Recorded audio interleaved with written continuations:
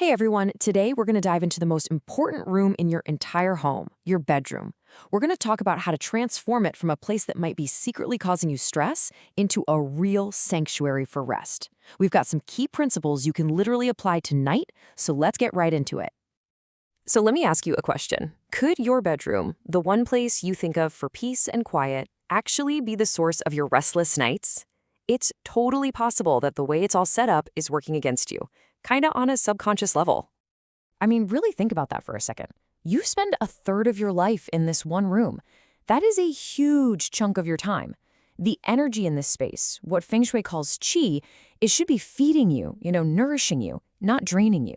It's time to make sure it's set up for that deep, restorative sleep we're all craving.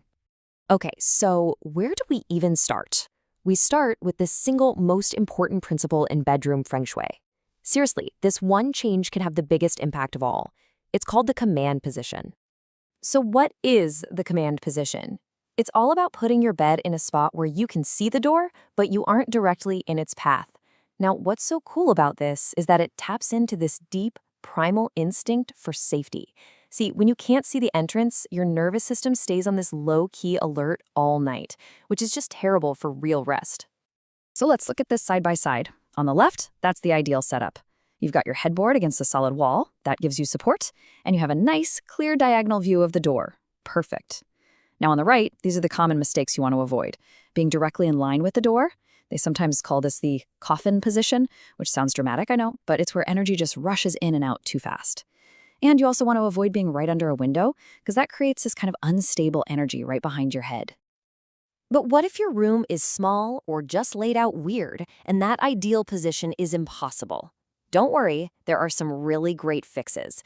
You can strategically place a mirror so you can see the reflection of the door from your bed. Just make sure the mirror isn't facing you. Another great trick is to put up a decorative screen to create a little buffer. Or you can hang a small, faceted crystal to help slow down and disperse that energy coming from the door. Easy. Okay, so once your bed is in the right spot, the next step is to detox the space.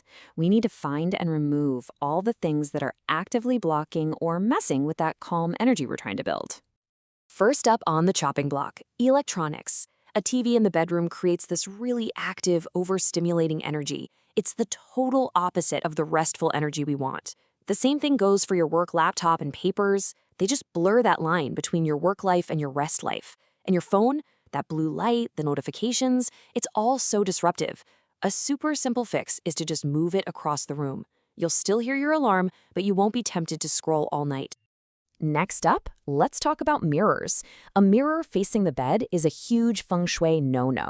The idea is that it bounces energy all around the room while you're trying to sleep, which can be really disruptive. And traditionally, it's also believed to invite a third party into a relationship by, reflecting the couple. But the solution is super easy. Just cover the mirror with a nice cloth at night, or if you can, just move it somewhere else. Okay, another major energy blocker is clutter, especially what's lurking right under your bed. Storing old junk, shoes, or even work stuff there creates this stagnant, blocked energy right underneath you while you're trying to recharge. And your subconscious mind is absolutely affected by this. Now, if you have to use that space for storage, try to limit it to soft, sleep-related things like extra blankets or linens, and make sure they're in closed containers. All right, we've cleared out all the negative stuff. Now for the really fun part. Intentionally adding positive energy to your space to promote deep rest and, if you'd like, a little romance.